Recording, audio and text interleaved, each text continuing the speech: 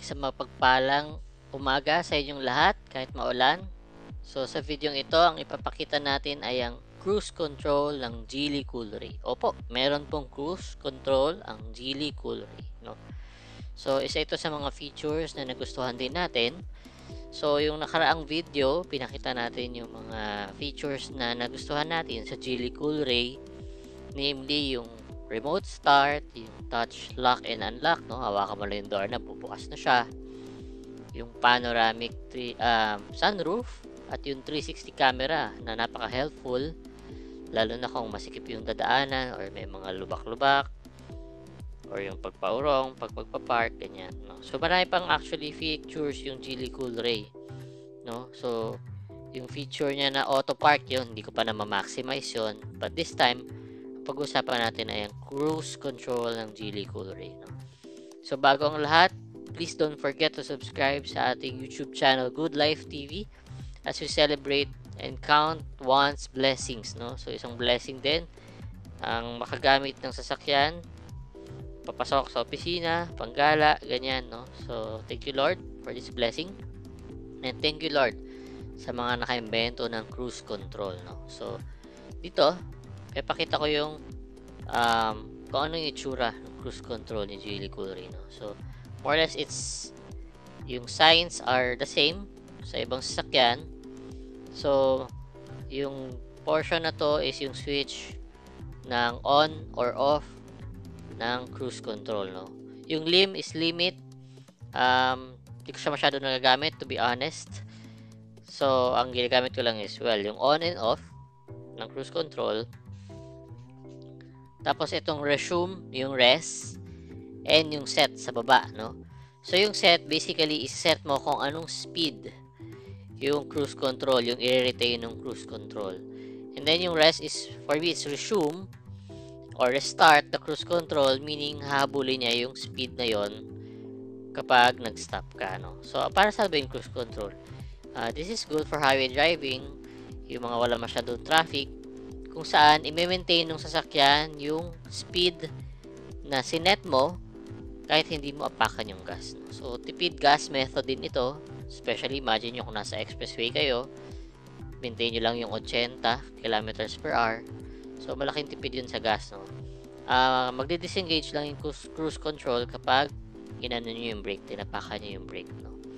So hindi siya kasing high-tech ng adaptive cruise control wherein i-maintain ng sasakyan yung speed and then i-maintain din niya yung distance dun sa sasakyan sa harap nyo, no? So ibang mas mahal sasakyan, may mga ganun na ngayon, although nakatakot siya kasi parang pagkakatiwalaan mo yung sasakyan to stop on its own or to put the brakes on its own para ma-maintain yung distance sa harap, no? Kung buwabagal yung sasakyan sa harap, definitely kailangan magbe-brake ka din para ma-maintain yung distance.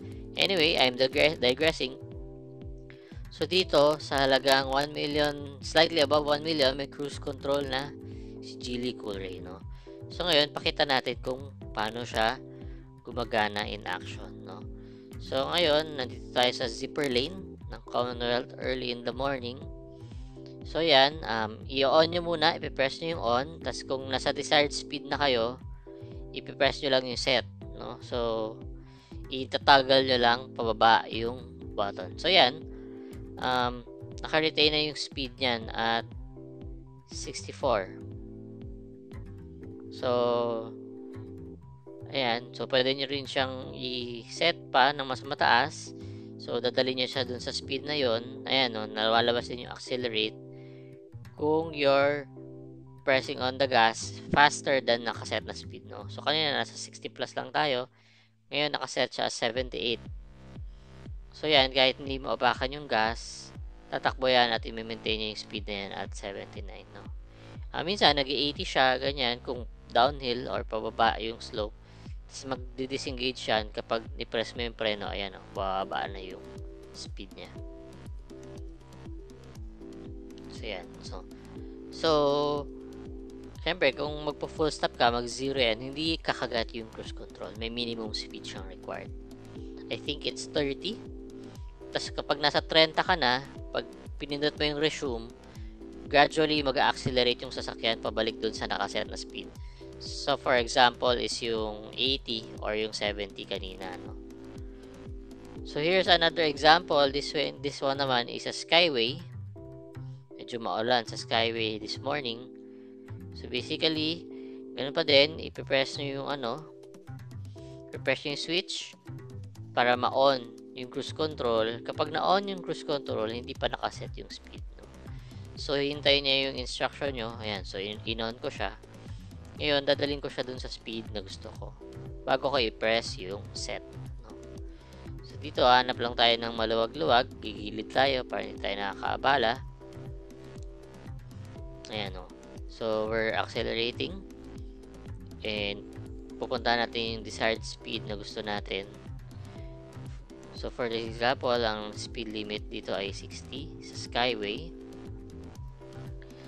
So retail lang natin yun, no? So ayan, naka 60 tayo. May 61 lang yan kasi naka momentum, no? Pero ang nakaset dyan is 60. So ayan, naka 60 lang yan the whole time, no? So retail lang niya yung speed na yan until magpreno ka. So helpful din yan sa chill driving as long as you make sure na hindi kayo nakakaabala sa ibang sasakyan, no?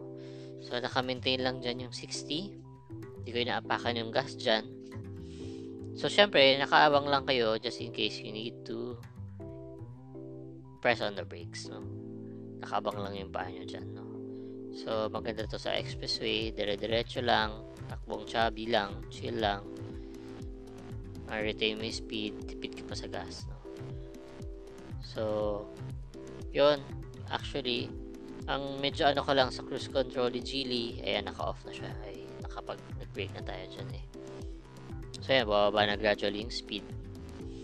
Mas responsive yung controls sa manibela ng Ford Everest kaysa kay Geely Coolray, at least for the cruise control, no? Si Ford Everest kasi button din yung set tsaka yung resume. Ito kasi parang toggle siya, para siyang maliit na joystick. So feeling ko nakaka-affect yun. For me, mas nadedetect nung controls kapag pinipindot mo ang button kasi yung tinatagal mo. So yun lang naman yung ko doon. But still very happy with the Geely Coolray and the cruise control na meron ito. So if you liked our video, please comment here. Please like and share. And lastly, please don't forget to subscribe to our YouTube channel. So hope to see you more and hope to see your comments in our other videos. Thank you.